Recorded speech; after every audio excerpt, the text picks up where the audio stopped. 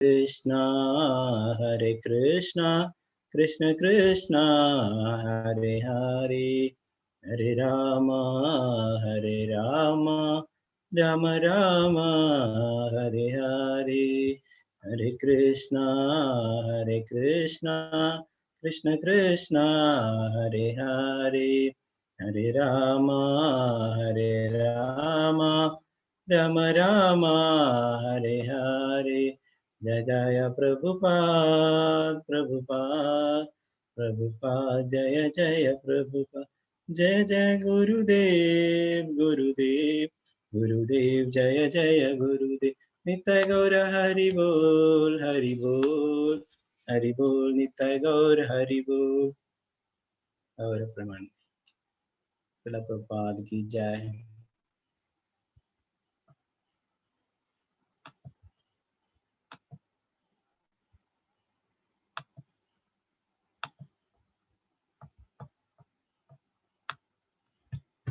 നമ്മൾ പഠിക്കുന്നത് ധ്യാനയോഗം, ആറാമത്തെ അധ്യായം ധ്യാനയോഗത്തെ കുറിച്ചാണ്.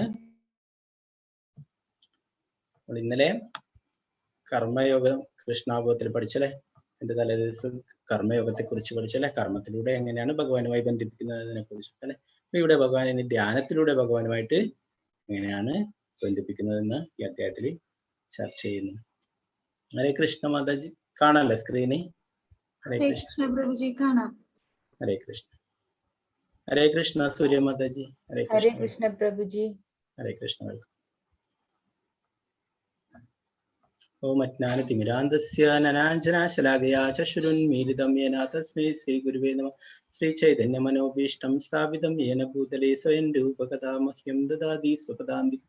വന്ദേഹം ശ്രീഗുരു ശ്രീയുതാപദകമലം ശ്രീഗുരു വൈഷ്ണവാം ച ശ്രീരൂപം സാഗ്രജാതം സഗണ രഘുനാഥാന്വിതം തം സജീവം സാദ്വൈതം സാവധൂതം പരിജനസഹിതം കൃഷ്ണ ചൈതന്യദേവം ശ്രീരാധാ കൃഷ്ണപാദാം സഗണലളിതാം ശ്രീവിശാഖാന്വിതാം ച.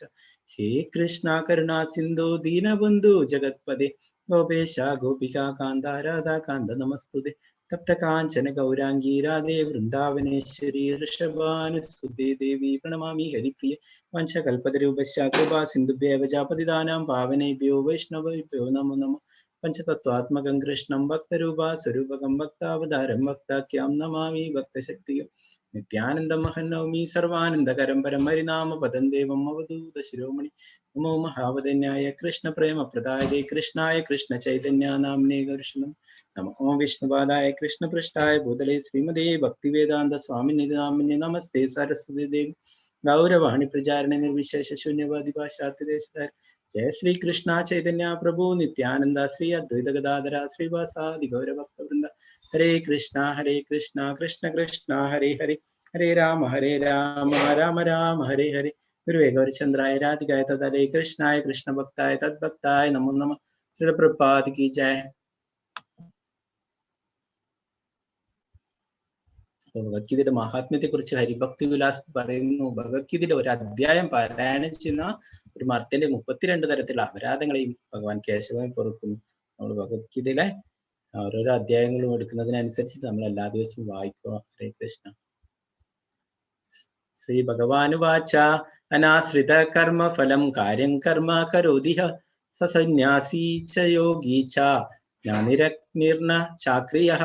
ശ്രീ ഭഗവാൻ പറഞ്ഞു, കർമ്മഫലത്തിൽ ആസക്തിയില്ലാത്ത ധാർമ്മിക ബാധ്യത എന്ന നിലയിൽ കർമ്മം ചെയ്യുന്ന ആളാണ് സന്യാസി. അയാളാണ് യഥാർത്ഥ യോഗിയും, അല്ലാതെ അഗ്നിഹോത്രം ഉപേക്ഷിച്ചവനോ കടമ നിർവഹിക്കാത്തവനോ അല്ല. നമ്മൾ നേരത്തെ പഠിച്ചു അല്ലെ, എന്താണ് സന്യാസി എന്ന് പറഞ്ഞിട്ട് എല്ലാറ്റിനോടും വിരക്തി വന്നിട്ടാണ് പോകുന്നത് അല്ലെ. എന്നാല് ആ മനസ്സിൽ മാറ്റങ്ങൾ വരണം അല്ലെ. എല്ലാ ആഗ്രഹങ്ങളും എല്ലാം മനസ്സിൽ നിന്ന് വിടുന്നില്ലെങ്കിൽ എന്താണ്, വീണ്ടും ഭഗവാനെ മറന്നുകൊണ്ട് മറ്റുള്ള ആഗ്രഹങ്ങളിലേക്കൊക്കെ പോകും അല്ലെ. ഇപ്പൊ നമ്മൾ ഗൃഹസ്ഥന്മാരെ കുറിച്ചും പഠിച്ചല്ലേ. ഗൃഹസ്ഥന്മാർ തന്റെ സ്വന്തം ആ കർമ്മങ്ങളൊക്കെ ചെയ്തുകൊണ്ട് തന്നെ ഭഗവാനെ മുൻനിർത്തിക്കൊണ്ടെല്ലാം ചെയ്യുന്നല്ലേ. എല്ലാറ്റിനും ഭഗവാനെ ഉൾപ്പെടുത്തിക്കൊണ്ട് എല്ലാറ്റിലും ഭഗവാനെ മുൻനിർത്തിക്കൊണ്ട് ചെയ്യുന്ന ഗൃഹസ്ഥന്മാരും അല്ലെ, ഭക്തിയുത സേവനങ്ങളൊക്കെ. അപ്പൊ ഭഗവാൻ ഇവിടെ പറയുന്നു, ധാർമ്മിക ബാധ്യത എന്ന നിലയിൽ കർമ്മം ചെയ്യുന്ന ആളാണ് യഥാർത്ഥമായിട്ടുള്ള സന്യാസി. അയാളാണ് യഥാർത്ഥ യോഗി എന്ന് പറയുന്നത്, അല്ലാതെ അഗ്നിഹോത്രം ഉപേക്ഷിച്ചവനോ കടമ നിർവഹിക്കാത്തവനോ അല്ല. യോഗ എന്ന് പറഞ്ഞിട്ട് ധാരാളം തരത്തിൽ ഇന്ന് നമുക്ക് കാണാം. ഇന്ന് ലോകം മുഴുവനായിട്ടും ഏറ്റവും കൂടുതൽ എന്താണ് ആ യോഗയുടെ പേരിലാണ് ബിസിനസ് നടത്തുന്നത്, പലതരത്തിലുള്ള യോഗ. ഇപ്പോ നിങ്ങൾക്ക് ഇവിടെ കാണാം എന്താണ് ശാസ്ത്രങ്ങളിൽ പറയാത്ത രീതിയിലുള്ളതാണ് ഇതൊക്കെ. സ്വന്തം ആ ശരീരത്തെയും ഇതൊക്കെ വിഷമിപ്പിച്ചുകൊണ്ട് ചെയ്യുന്നതാ. ഇതിവിടെ കാണാം നിങ്ങൾക്ക് അല്ലെ, കഴുത്തൊക്കെ മണ്ണിനടിയിൽ പൂഴിയിലൊക്കെ മൂടിയിട്ട് ഓരോരോ അഭ്യാസങ്ങൾ ചെയ്യുന്നു.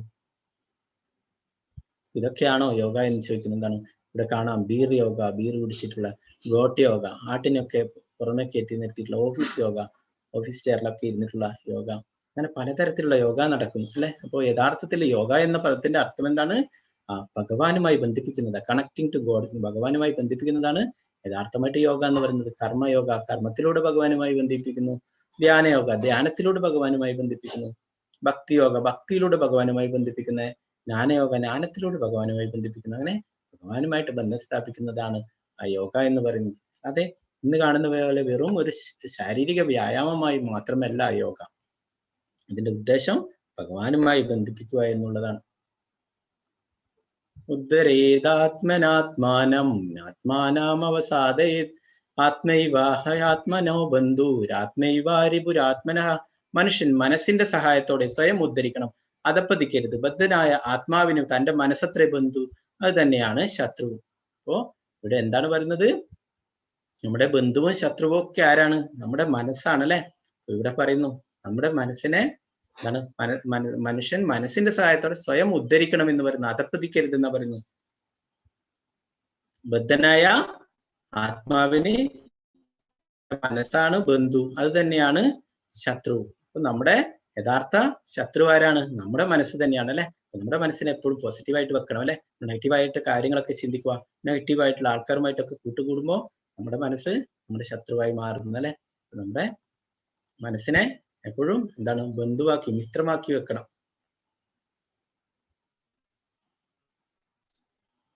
മനസ്സ് തന്നെയാണ് ഉറ്റ സുഹൃത്തും ശത്രുവും അല്ലെ. നമ്മുടെ ശത്രുക്കളെ പുറത്തൊന്നും തരേണ്ട ആവശ്യമില്ല. എവിടെയാണുള്ളത്? നമ്മുടെ യഥാർത്ഥ ശത്രു നമ്മുടെ ഉള്ളിൽ തന്നെയുള്ള.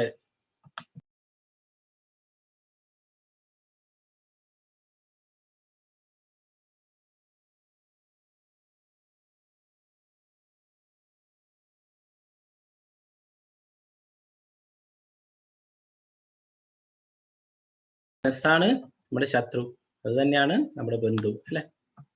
അപ്പൊ നമ്മള് എന്താണ് ശത്രു സംഹാരമൊക്കെ ചെയ്യും അല്ലെ, അമ്പലത്തിലൊക്കെ പോയിട്ട് നമ്മൾ പൈസ ഒക്കെ കൊടുത്ത്. അപ്പൊ എവിടെയുള്ള ശത്രു? എവിടെ യഥാർത്ഥത്തിലുള്ളത്? നമ്മുടെ ഉള്ളിൽ തന്നെയുള്ള അല്ലെ. നമ്മുടെ മനസ്സാണ് നമ്മുടെ ശത്രു. പുറത്ത് എവിടെയും തിരയേണ്ട ആവശ്യമില്ല ആ ശത്രു അല്ലെ. നമ്മുടെ ഉള്ളിൽ തന്നെയുള്ള. അതിനെങ്ങനെയാണ് നമുക്ക് ആ മനസ്സിനൊക്കെ നിയന്ത്രിക്കാൻ പറ്റുക? നമ്മൾ പഠിച്ചല്ലേ. ഭഗവാന്റെ തിരുനാമം ജപിച്ചിട്ട് നമ്മുടെ മനസ്സിനെ ആ മിത്രമാക്കി മാറ്റാം, ബന്ധുവാക്കി മാറ്റാം. ബന്ധുരാത്മാത്മനാസ്തസ്യേനാത്മൈവാത്മനാജിതഃ അനാത്മാനസ്തു ശത്രുത്തെ വർത്തതേതാത്മൈവ ശത്രുവത്. മനസ്സിനെ ജയിച്ചവന് മനസ്സ് തന്നെയാണ് ഉറ്റ സുഹൃത്ത്. അതിന് കഴിയാത്തവനാവട്ടെ മനസ്സ് പരമശത്രുവുമായിരിക്കും. അപ്പൊ മനസ്സിന് ജയിച്ചവന് മനസ്സ് അദ്ദേഹത്തിന്റെ ഉറ്റ സുഹൃത്താണ്. അതിന് കഴിയാത്തവനോ അത് പരമശത്രുവുമായിരിക്കും മനസ്സ് എന്ന് പറയുന്നു. ജിതാത്മാന പ്രശാന്തസ്യ പരമാത്മാ സമാഹിതഃ ശീതോഷ്ണാസുഖദുഃഖേഷു തഥാ മാനാപമാനയോ. മനസ്സിനെ കീഴടക്കിയവൻ ശാന്തി നേടുകയാൽ പരമാത്മാവിനെ പ്രാപിച്ചു കഴിഞ്ഞു. അങ്ങനെയുള്ള ആൾക്ക് തണുപ്പും ചൂടും സുഖവും ദുഃഖവും മാനവും അപമാനവും എല്ലാം ഒന്നുപോലെ തന്നെ. മനസ്സിനെ കീഴടക്കിയ ആൾക്ക് അവര് ശാന്തി നേടുന്നല്ലേ. എപ്പോഴും എന്താണ് ആ ഉള്ളിലുള്ള നമ്മുടെ ഹൃദയത്തിലുള്ള പരമാത്മാവിനെ അവരെ ഭഗവാനെ ധ്യാനിച്ചുകൊണ്ടിരിക്കുന്ന അല്ലെ, അവർക്ക് എന്താണ് തണുപ്പും ചൂടും സുഖവും ദുഃഖവും മാനവും അപമാനവും എല്ലാം ഒന്നുപോലെ തന്നെ അല്ലെ. എന്താണ് ആ തണുപ്പ് കാലത്തും ചൂട് കാലത്തും ഒക്കെ നിങ്ങൾക്ക് കാണാം. വൃന്ദാവനത്തിലും മറ്റുള്ള സ്ഥലങ്ങളിലൊക്കെ പോയാൽ കാണാം. അവരൊക്കെ എന്താണ് രാവിലെ 4 മണിക്കൊക്കെ എഴുന്നേറ്റ് എന്താണ് അങ്ങനെയുള്ള മംഗളകാരതി പോലുള്ള കർമ്മങ്ങൾ പൂജകളിലൊക്കെ ഉൾപ്പെടുന്നു. അങ്ങനെയുള്ള എന്താണ് തണുത്ത തണുപ്പ് കാലത്ത് അത്രയും ഡൽഹിയിലൊക്കെ ഉള്ളവർക്ക് അറിയാം അല്ലെ, അതിനടുത്ത് തന്നെ. അപ്പോൾ അത്രയും തണുപ്പുണ്ട്. അവരെപ്പോഴും എന്താണ് യമുനയിലൊക്കെ രാവിലെ പോയി കുളിച്ചിട്ട് എന്താണ് ആ പൂജ മറ്റുള്ള കാര്യങ്ങളൊക്കെ ചെയ്യുന്നു. അവർക്ക് എന്താണ് ആ തണുപ്പിനെയും ചൂടിനെയും എല്ലാം അവര് എന്താണ് ആ സമഭാവനയോടെ കാണുന്നു. ഒന്നിലും അവര് സംഭ്രമിക്കുന്നില്ല. എന്താണ് മാനവും അപമാനവും എല്ലാം എന്താണ് ഒരുപോലെ തന്നെ കാണുന്നു, അതിലൊന്നും പതറുന്നില്ല. നമ്മളെയൊക്കെ ആരെങ്കിലും അപമാനിച്ചു കഴിഞ്ഞാലോ നമുക്ക് വല്ലാതെ വിഷമമാവും അല്ലെ. ആരെയാണ് അപമാനിക്കുന്നത്? ആരെയാണ് അവരെ കുറ്റപ്പെടുന്നത്? നമ്മുടെ ശരീരത്തിനെയാണ് അല്ലെ. നമ്മളെ ആത്മാവ്, നമ്മളെ പഠിച്ചു നമ്മളെ ആത്മാവാണെന്നല്ലേ. അപ്പൊ ഇതിനെ എന്താണ് ഈ അപമാനവും മാനവും ഇതൊക്കെ എന്തിനാണ്? ഈ ശരീരത്തെ ബാധിക്കുന്ന കാര്യമാണ് അല്ലെ. ഇതൊന്നും ആത്മാവിനെ ബാധിക്കുന്നില്ല. നമ്മളൊക്കെ ആത്മാവാണെന്ന് നമ്മൾ പഠിച്ചല്ലേ. അപ്പൊ അങ്ങനെയുള്ള എന്താണ് മനസ്സിനെ കീഴടക്കിയ ആള് എന്താണ് ഇതിലൊന്നും ഒരിക്കലും എന്താണ് സംഭ്രമിക്കുന്നില്ല. അവരെല്ലാറ്റിനെയും ഒരുപോലെ കാണുന്നു. ഇവിടെ നിങ്ങൾക്ക് കാണാം ഈ പിക്ചറിൽ എന്താണ് ഹരിദാസ് ഠാക്കൂറാണ് ഭഗവാന്റെ പ്രിയഭക്തൻ. കലിയുഗത്തില് പറഞ്ഞില്ലേ ഇന്നലെ ബ്രഹ്മ വിമോഹന ലീല പറഞ്ഞല്ലേ. അപ്പൊ ആ ബ്രഹ്മാവ് ഭഗവാനോട് ആവശ്യപ്പെടുന്നുണ്ട്, കലിയുഗത്തില് എനിക്ക് ഏറ്റവും എന്താണ് അത്രയും താഴ്ന്ന കുലത്തിലായിട്ടൊരു ഭക്തനായിട്ട് ജനിച്ചാൽ മതി. അങ്ങനെ ഹരിദാസ് ഠാക്കൂറായിട്ട് ഭഗവാനെ നാമം 3 ലക്ഷം തവണ ജപിച്ചിരുന്നു.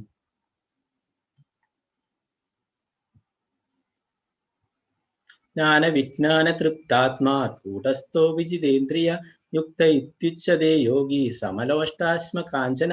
ജ്ഞാനം കൊണ്ടും സാക്ഷാത്കാരം കൊണ്ടും തികച്ചും സംതൃപ്തനായ ഒരാളെ ആത്മസാക്ഷാത്കാര നിഷ്ഠനായ യോഗി എന്ന് പറയാം. ആത്മസംയമിയായ അയാൾ അഭൗതികതയിൽ സ്ഥിതി ചെയ്യുന്നു. അയാളുടെ ദൃഷ്ടിയിൽ കല്ലും മണ്ണും സ്വർണവും ഒന്നുപോലെ തന്നെ. അപ്പോ ജ്ഞാനം കൊണ്ട് സാക്ഷാത്കാരം കൊണ്ട് തികച്ചും സംതൃപ്തനായ ഒരാളെയാണ് ആത്മസാക്ഷാത്കാരനായ നിഷ്ഠനായ യോഗി എന്ന് പറയുന്നത്. അയാൾക്ക് എന്താണ് ഈ ഭൗതിക ലോകത്തിലാണെങ്കിലും അഭൗതികതയിൽ സ്ഥിതി ചെയ്യുന്നു പറഞ്ഞാൽ അതിന് ഉപരിയായിട്ടുള്ള ആത്മീയ ഇതിലാണുള്ളത് അല്ലെ. അപ്പോ അയാൾക്ക് അയാളുടെ ദൃഷ്ടിയിൽ കല്ലും മണ്ണും സ്വർണവും എല്ലാം ഒന്നുപോലെ തന്നെ. ഭൗതികമായ വസ്തുക്കളോടൊന്നും അവർക്ക് ഇത്ര കണ്ട അറ്റാച്ച്മെന്റ് ഉണ്ടാവില്ല അല്ലെ. അപ്പൊ എല്ലാം ഒരുപോലെ തന്നെ. സ്വർണവും കിട്ടിയിട്ട് അവർക്ക് കാര്യമായിട്ട് യാതൊരു പ്രയോജനമില്ല. അപ്പൊ അവർക്ക് കല്ലും മണ്ണും സ്വർണവും എല്ലാം ഒരുപോലെ തന്നെയായിരുന്നു. ഇതിനെക്കുറിച്ച് പറയുമ്പോൾ നമ്മുടെ ആ ഷഡ് ഗോസ്വാമിമാരിൽ സനാതന ഗോസ്വാമി ഉണ്ട്, വൃന്ദാവനത്തിലുണ്ടായിരുന്ന സനാതന ഗോസ്വാമി. അദ്ദേഹത്തിന്റെ കയ്യിൽ ചിന്താമണി എന്ന് പറഞ്ഞിട്ടുള്ള ഒരു രത്നം ഉണ്ടായിരുന്നു. അത്രയും അമൂല്യമായിട്ടുള്ളതാണ് ചിന്താമണിക്കല്ല്. അപ്പൊ അത് അദ്ദേഹത്തിന് ആരോ ഗിഫ്റ്റ് ആയിട്ട് കൊടുത്തത്. അദ്ദേഹം അത് വാങ്ങിച്ചൊന്നുമില്ല, അവരവിടെ കൊണ്ടുവച്ചു. അതോടെ അവിടെ ഒരു വേസ്റ്റില് അവിടെ ഇട്ടിട്ടുണ്ടായിരുന്നു. അപ്പൊ ഒരിക്കല് ഇതറിഞ്ഞിട്ടൊരു ശിവന്റെ ഒരു ഭക്തൻ അവിടെ പോവുകയുണ്ടായി. അദ്ദേഹം പറഞ്ഞു, നിങ്ങളുടെ അടുത്ത് വിലപിടിപ്പ് എന്നുള്ള എന്തോ ഉണ്ടെന്ന് ഞാൻ അറിയുകയുണ്ടായി. അത് എനിക്ക് ആവശ്യമുണ്ട്, അതിനാണ് ഞാൻ വന്നിട്ടുള്ളത് എന്ന് പറഞ്ഞു. സനാതന ഗോസ്വാമി പറഞ്ഞു, അത് അവിടെ കിടക്കുന്നുണ്ട്, ആ ചവറ്റുകൂനയിൽ അവിടെ കിടക്കുന്നുണ്ട്, അത് എടുത്തോളൂ എന്ന്.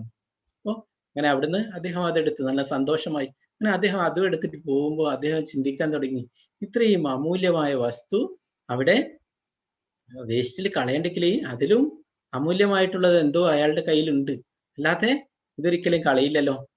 നമ്മൾ കണ്ടില്ലേ കുട്ടികൾക്കൊക്കെ ചെറിയ ടോയ്സ് ഒക്കെ ആദ്യം വാങ്ങിച്ചു കൊടുത്തിട്ടുണ്ടെങ്കിൽ വേറെ അതിനും വലുത് കിട്ടുമ്പോ എന്താ ചെയ്യാ, അതൊക്കെ അവിടെ കളയല്ലേ, എന്നിട്ട് അതിനെ കൊണ്ട് കളിക്കും അല്ലെ.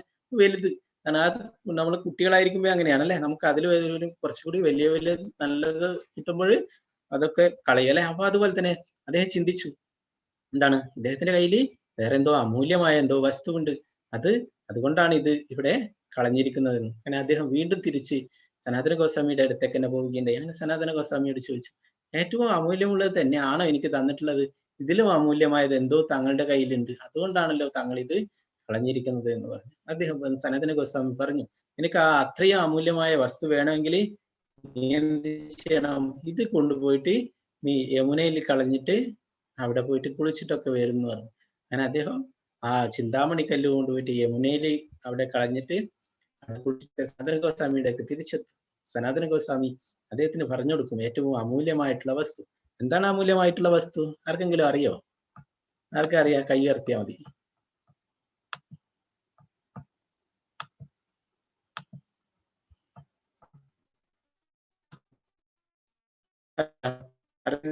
കൈ ഉയർത്തിയാൽ മതി.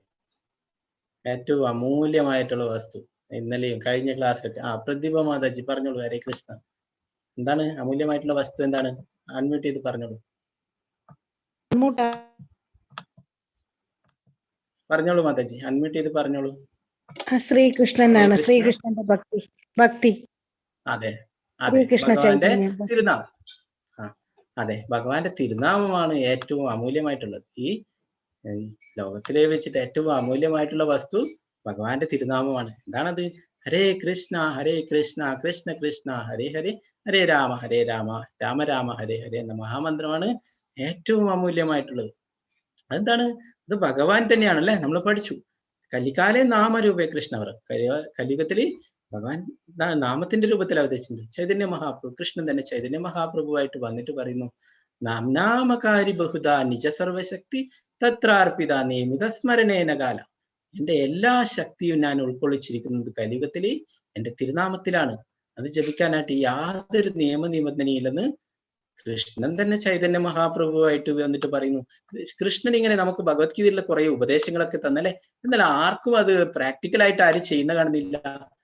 ഭഗവാന് തന്നെ തോന്നി ഇങ്ങനെ ഉപദേശങ്ങളൊന്നും കൊടുത്തിട്ട് കാര്യമില്ല, ഇവർ കാണിച്ചു കൊടുക്കണം എങ്ങനെയാണ് ഭക്തി ചെയ്യേണ്ടത് എന്ന്. അതുകൊണ്ടാണ് ഭക്താവതാരമായിട്ടാണ്, ഭക്തനായിട്ടാണ്, ഒരു പരിശുദ്ധ ഭക്തനായിട്ടാണ് കൃഷ്ണൻ തന്നെ ചൈതന്യ മഹാപ്രഭുവായിട്ട് അവതരിച്ചിട്ടുള്ളത്.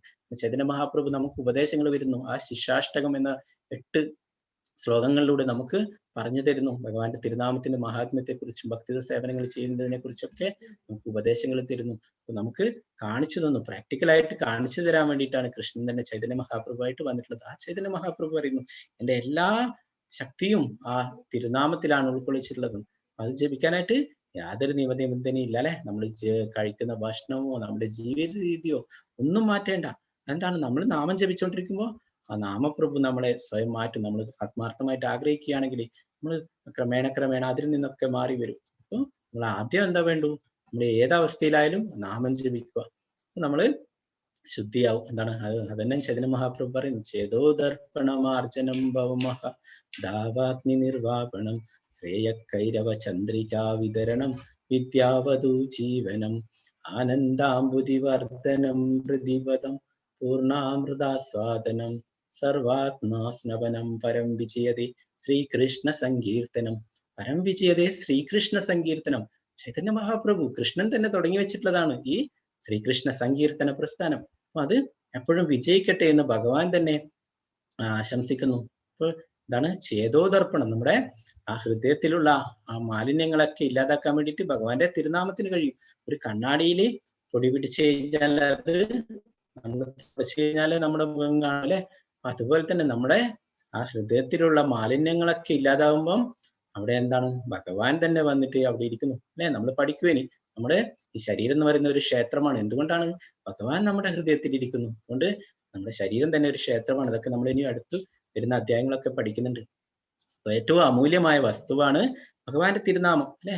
ഭഗവാൻ തന്നെയാണ്, ഭഗവാനാണ് ഏറ്റവുമായിട്ടുള്ളത്. നമ്മൾ ചെറിയ ചെറിയ കാര്യങ്ങളൊക്കെയാണ് ചോദിക്കുക ഭഗവാന്റെ അടുത്ത് പോയിട്ട്. എനിക്ക് കുറച്ച് പണം വേണം, എനിക്കൊരു വലിയ വീട് വേണം, എനിക്കൊരു കാറ് വേണം, അങ്ങനെ എനിക്കൊരു ജോലി വേണം. അതൊക്കെയാണ് സാധാരണ ആൾക്കാരൊക്കെ ആവശ്യപ്പെടുക അല്ലെ. എന്നാലും നമ്മൾ ഹരേ കൃഷ്ണയുള്ള ഇസ്കോണിന്റെ ആൾക്കാർ എന്താണ് ചെയ്യുക? ഭഗവാനെ തന്നെ എനിക്കിങ്ങ് വേണമെന്ന് പറയും. കൃഷ്ണനെ കിട്ടിക്കഴിഞ്ഞാൽ പിന്നെ ബാക്കി എല്ലാത്തിനും എല്ലാം അതിന്റെ കൂടെ തന്നെ വരും അല്ലെ. കൃഷ്ണൻ ഉണ്ടാവുമ്പോ ലക്ഷ്മി ഒരുമിച്ച്, എന്താണ് നാരായണൻ ഉണ്ടാവുമ്പോ നാരായണന്റെ കൂടെ ലക്ഷ്മി വരും അല്ലെ. അപ്പൊ ഭഗവാന്റെ കൂടെ തന്നെ ഐശ്വര്യങ്ങളും ഒക്കെ വരും. അപ്പൊ ഭഗവാനെ നമ്മൾ പിടിക്കുകയാണെങ്കിൽ എല്ലാം ഭഗവാന്റെ കൂടെ വരും. അപ്പൊ എന്താണ് ഇസ്കോണിലെ ആൾക്കാർ എന്താ പറയാ, ഒന്നിനും ചോദിക്കൂല, കൃഷ്ണ നിന്നെ തന്നെ എനിക്ക് വേണമെന്ന് പറയും. പിന്നെന്താ ചെയ്യാൻ പറ്റുമോ?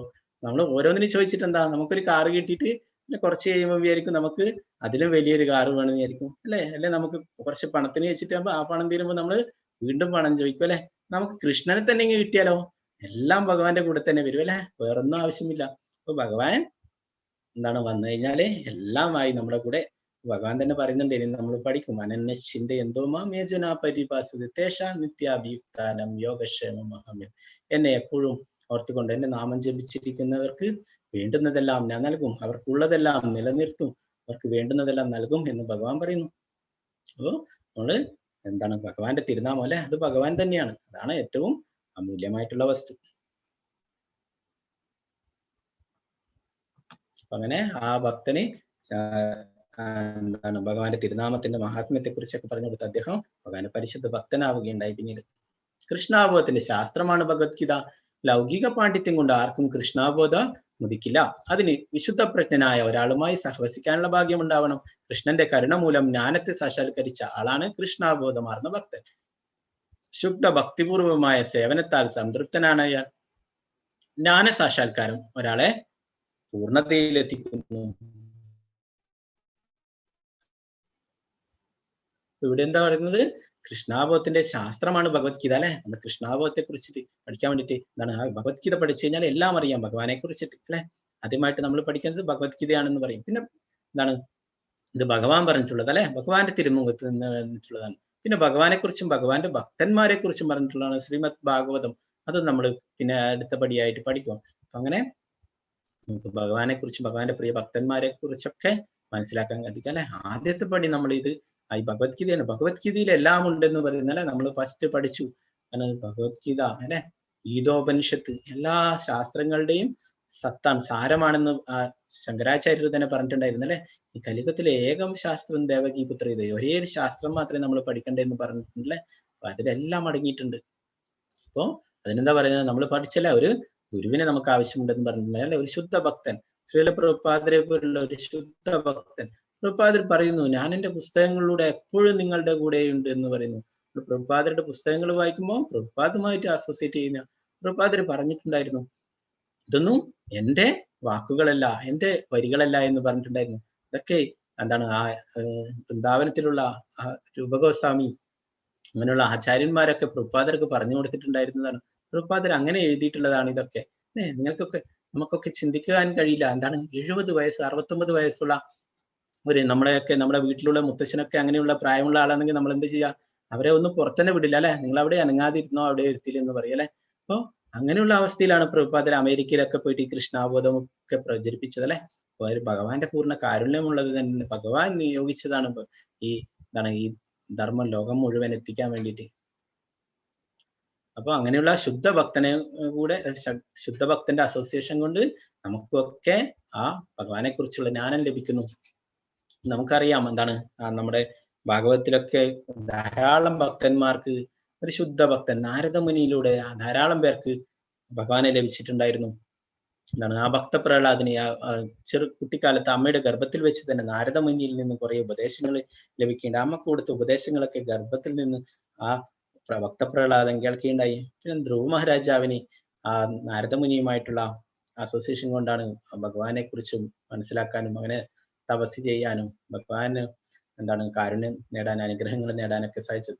അങ്ങനെ കുറെ ആൾക്കാർ രത്നാകരൻ എന്ന ആ കാട്ടാളൻ പിന്നെ വാൽമീകിയായിട്ട് മാറുകയുണ്ടായി അല്ലെ.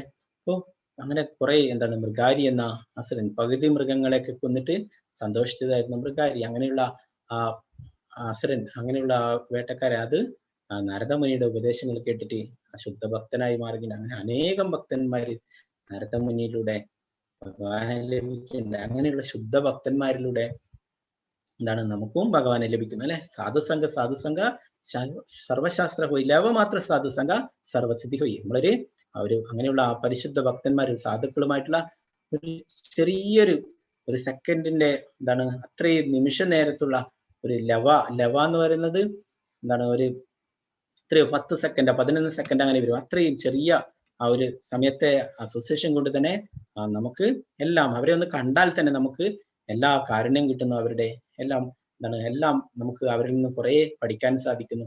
അപ്പൊ അവരുടെ അനുഗ്രഹങ്ങളൊക്കെ ലഭിക്കുന്നു. അപ്പൊ നമ്മൾ സാധുക്കളുമായിട്ട് അസോസിയേഷൻ ചെയ്യണമെന്ന് പറയാം. അപ്പൊ അങ്ങനെയുള്ള ആ ശുദ്ധ ഭക്തന്മാർക്ക് നമുക്ക് ഭഗവാനെ നൽകാൻ കഴിയും. നാരദമുനിക്ക് തന്നെ നാരദമുനി നാരദമുനി ഒരിക്കലും ദാസിപുത്രനായിട്ട് ജനിക്കുകയുണ്ടായി അല്ലെ. അപ്പോഴും സാധുക്കൾക്ക് സേവനം ചെയ്തിട്ടാണ് നാരദമുനിക്ക് ഈ ജ്ഞാനമൊക്കെ ലഭിക്കുകയുണ്ടായത്. ശ്രീല രൂപഗോസ്വാമി പറയുന്നു ഭക്തിരസാമത സിന്ധു എന്ന ഗ്രന്ഥത്തിൽ, അത് ശ്രീകൃഷ്ണനാമാദി നാഭവിദ്ഗ്രാഹിമിന്ദ്രിയേ സേവേൻമുഖേ ഹി ജിഹ്വാദേ സ്വയമേവ സ്ഫുരത്യത. ഭൗതിക മാലിന്യം കൊണ്ട് ഇന്ദ്രിയങ്ങളാൽ ശ്രീകൃഷ്ണന്റെ നാമം, രൂപം, ഗുണം, ലീല എന്നിവകളുടെ സ്വഭാവം ആർക്കും ഗ്രഹിക്കാനാവില്ല. ഭഗവത് സേവനം കൊണ്ട് പൂരിതനാകുമ്പോൾ മാത്രമേ ഒരാൾക്ക് കൃഷ്ണന്റെ അതീന്ദ്രിയ ലീലകളെയും നാമം, രൂപം, ഗുണം ഇത്യാദികളെയും അറിയാൻ കഴിയും. നമ്മുടെ ഭൗതികമായിട്ടുള്ള ജ്ഞാനം വെച്ചിട്ടോ അല്ലെ ആ ഭൗതികമായിട്ടുള്ള ഇന്ദ്രിയങ്ങൾ കൊണ്ടൊന്നും ഭഗവാനെ കുറിച്ച് പൂർണ്ണമായിട്ടും മനസ്സിലാക്കാൻ സാധിക്കില്ല എന്ന് പറയുന്നത് അല്ലെ. പിന്നെന്താണ് ഭക്തിയുത ഭഗവത് സേവനം കൊണ്ട് മാത്രമേ നമുക്ക് മനസ്സിലാക്കാൻ സാധിക്കുള്ളൂ. ഭഗവാൻ തന്നെ പറയുന്നുണ്ട് ഭക്തിയാമാം അഭിജാനാതി, ഭക്തിയിലൂടെ മാത്രമേ എന്നെ മനസ്സിലാക്കാൻ കഴിയുമെന്ന് ഭഗവാൻ പറയുന്നു. നമ്മൾ ഭഗവാന്റെ തിരുനാമം ജപിക്കുമ്പോൾ ഭഗവാൻ തന്നെ സ്വയം നമുക്ക് വെളിപ്പെടുത്തി തരും. നമ്മുടെ സംശയങ്ങളൊക്കെ തീരും. ഭഗവാന്റെ തിരുനാമം ജപിച്ചുകൊണ്ടിരിക്കുമ്പോൾ നമുക്ക് ഓരോരോ ഉണ്ടായിരിക്കുന്ന ഓരോ സംശയങ്ങളും തനിയെ തന്നെ ഇല്ലാതാവും. നമുക്ക് ഭഗവാൻ തന്നെ സ്വയം വെളിപ്പെടുത്തി തരുന്നത്. ജ്ഞാത്യശ്ചനസ്തു യോഗോസ്തി ന ചൈകാന്ത മനശ്ശത നചാദി സ്വപ്നശീലസ്യ ജാഗ്രതോ നൈവ ചാർജുന. അർജുന, വളരെ കുറച്ച് മാത്രം ഭക്ഷിക്കുന്നവർക്കും ഏറെ ഭക്ഷിക്കുന്നവർക്കും ഉറക്കമില്ലാത്തവർക്കും വേണ്ടതിലേറെ ഉറങ്ങുന്നവർക്കും യോഗിയാവാൻ കഴിയില്ല. അപ്പൊ എന്താ പറയുന്നത്, കൂടുതൽ ഭക്ഷണം കഴിക്കുന്നതും കുറച്ച് കഴിക്കുന്നതും, കൂടുതൽ ഉറങ്ങുന്ന ആവശ്യത്തിലധികം ഉറങ്ങുന്നവർക്കും കുറച്ച് ഉറങ്ങുന്നവർക്കും അവർക്കൊന്നും ഒരിക്കലും യോഗിയാവാൻ കഴിയില്ല എന്ന് പറയുന്നു. യുക്താഹാര വിഹാരസ്യ യുക്തചേഷ്ടസ്യ കർമ്മസു യുക്ത സ്വപ്നാവബോധസ്യ യോഗോ ഭവതി ദുഃഖഃ. ആഹാരം, നിദ്ര, വിഹാരം, പ്രവൃത്തി എന്നിവയിൽ നിയന്ത്രണം പാലിക്കുന്നവന് യോഗ പരിശീലനം കൊണ്ട് സർവ്വ ദുഃഖങ്ങളും അകറ്റാൻ കഴിയും. അപ്പൊ യോഗ ചെയ്യൽ എന്ന് പറഞ്ഞത് എന്താണ്, കുറച്ച് പ്രയാസം പിടിച്ച വഴിയാണ് അല്ലെ. നമ്മുടെ ആഹാരം, പിന്നെ എന്താണ് ഉറക്കം, വിഹാരം, പ്രവൃത്തി ഇവയിലൊക്കെ നിയന്ത്രണം പാലിക്കണം എന്നാ പറയുന്നത്. അങ്ങനെയുള്ള ആൾക്ക് മാത്രമേ യോഗ പരിശീലനം കൊണ്ട് എന്താണ് സർവ്വ ദുഃഖങ്ങളും അകറ്റാനും ഒക്കെ കഴിയുള്ളൂ. യോമാം പശ്യതി സർവത്ര സർവം ച മയി പശ്യതി തസ്യാഹന്ന പ്രണശ്യാമി സചമേന പ്രണശ്യതി. എവിടെയും ഞാൻ കുടികൊള്ളുന്നതായും എല്ലാം എന്നിൽ അടങ്ങുന്നതായും കാണുന്നവന് ഞാൻ ഒരിക്കലും നഷ്ടപ്പെടുകയില്ല, എനിക്ക് അവനും നഷ്ടപ്പെട്ടു പോവുകയില്ല. അപ്പൊ ഭഗവാനെ എല്ലാറ്റിലും കാണുന്ന ആൾക്ക്, എല്ലാം നമ്മൾ പഠിച്ചല്ലേ, എല്ലാം ഭഗവാന്റെ അംശങ്ങളാണ് അല്ലെ. മമൈവാംശോ ജീവലോക ജീവഭൂത സനാതന. ഭഗവാൻ തന്നെ പറഞ്ഞു, എല്ലാം ഇവിടെയുള്ള എല്ലാം ഭഗവാന്റെ അംശങ്ങളാണ്. മൃഗങ്ങളും സസ്യങ്ങളും എല്ലാ ജീവികളും മനുഷ്യര് മാത്രമല്ല, എല്ലാം ഭഗവാന്റെ അംശങ്ങളാണ് അല്ലെ. അപ്പൊ എല്ലാം എന്താണ് ആ ഭഗവാനിൽ നിന്നാണ് ഉണ്ടായിട്ടുള്ളത് അല്ലെ. അപ്പൊ എവിടെയും ഞാൻ കുടികൊള്ളുന്നത് എല്ലാം എന്നിൽ അടങ്ങുന്നതും കാണുന്നവന് ഞാൻ ഒരിക്കലും നഷ്ടപ്പെടുകയില്ല എന്ന് പറയുന്നു.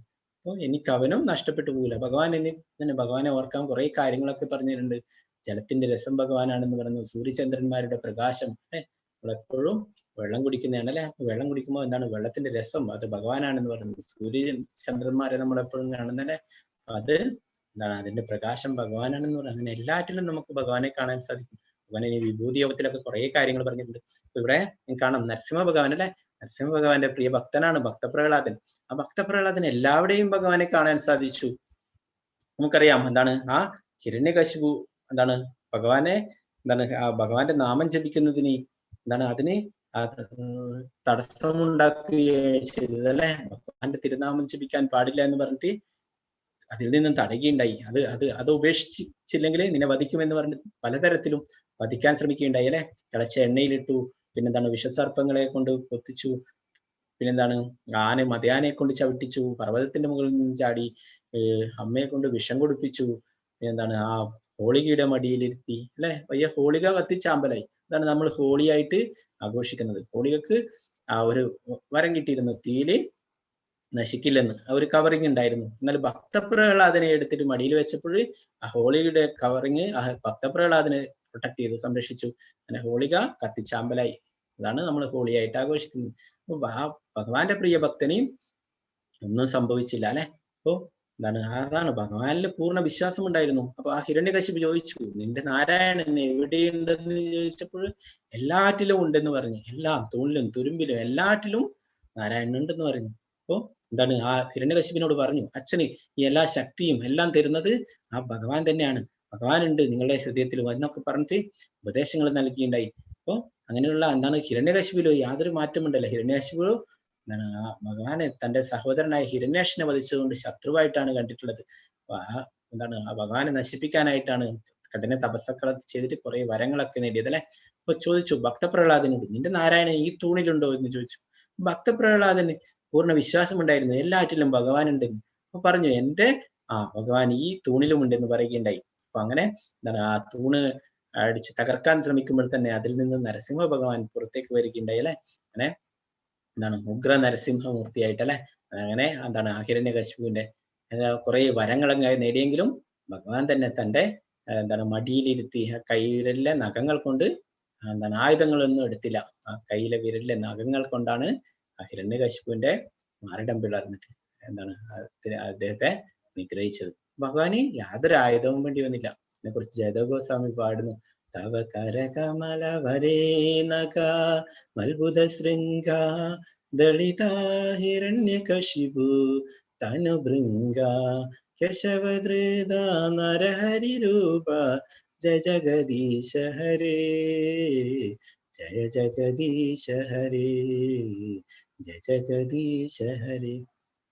അപ്പോ തന്റെ കൈവിരലിലെ നഖങ്ങൾ കൊണ്ടാണ് ആ ഹിരണ്യകശിപിനെ വധിച്ചത്. ഒരു വണ്ടിനെ ഞെരിച്ചമർത്തുന്നത് പോലെ ആ കൈവിരലിലെ നഖങ്ങൾ കൊണ്ട് ആ ഹിരണ്യകശിപിനെ മരണം പിളർന്ന് വധിക്കുകയുണ്ടായി. അപ്പൊ എന്താണ് ആ ഭക്തപ്രഹ്ലാദന്റെ വിശ്വാസം അല്ലെ, അതാണ് നിജഭക്ത ഭാഷിതം എന്ന് പറയുന്നു. ആ ഭക്തന്റെ വാക്കുകൾ, ശ്രീമദ് ഭാഗവതം പറയുന്നു, ഭക്തന്റെ വാക്കുകൾ സത്യമാക്കാൻ വേണ്ടിയിട്ടാണ് ഭഗവാൻ അവതരിച്ചത് അല്ലെ. അല്ലാതെ ആ നരസിംഹ ഭഗവാൻ എന്താണ് രാവിലെ വന്നിട്ട് അവിടെ തൂണിൽ ഒളിച്ചു നിൽക്കുന്നതാണോ? അല്ല. ആ നിമിഷം ആ ഭക്തപ്രഹ്ലാദൻ ഈ തൂണിലുണ്ട് എന്റെ ഭഗവാൻ എന്ന് പറഞ്ഞ ആ നിമിഷം അതിൽ നിന്നും പ്രത്യക്ഷനായി അല്ലെ. അതാണ് ഭഗവാന്. നമുക്ക് എത്ര മാത്രം വിശ്വാസമുണ്ട് അതിനനുസരിച്ചിട്ട് ഭഗവാൻ നമ്മുടെ കൺമുന്നിൽ വരുന്നു. ആ ഭക്തപ്രഹ്ലാദന് ഉറപ്പായിട്ടും വിശ്വാസമുണ്ട്. ഞാൻ പ്രാർത്ഥിക്കുന്ന ആ ഭഗവാൻ എല്ലാറ്റിലുമുണ്ട്, ഈ തൂണിലുമുണ്ട് എന്ന് ഭക്തപ്രഹ്ലാദന് ഉറച്ച വിശ്വാസമുണ്ട്. അതുകൊണ്ട് തന്നെ ആ ഭഗവാൻ അതിൽ നിന്ന് പ്രത്യക്ഷനായി. നമുക്കും പൂർണ്ണ വിശ്വാസം ഉണ്ടായിരിക്കണം. എന്താണ്? ഭഗവാൻ നാമത്തിന്റെ രൂപത്തിൽ നമ്മുടെ കൂടെ ഉണ്ട് അല്ലെ. നമ്മുടെ കൂടെ എപ്പോഴും ഉണ്ട്. നമ്മൾ എപ്പോഴും ഹരേ കൃഷ്ണ ഹരേ കൃഷ്ണ കൃഷ്ണ കൃഷ്ണ ഹരേ ഹരേ ഹരേ രാമ രാമ രാമ ഹരേ ഹരേ എന്ന മഹാമന്ത്രം ചൊല്ലുമ്പോഴും ഭഗവാൻ നമ്മുടെ നാവിന്മേൽ നൃത്തമാടുന്നു എന്നാ പറയാ. നമ്മുടെ നാവിന്റെ മുകളിൽ ഭഗവാൻ നൃത്തമാടുന്നു ഹരേ കൃഷ്ണ മഹാമന്ത്രം ജപിക്കുമ്പോൾ.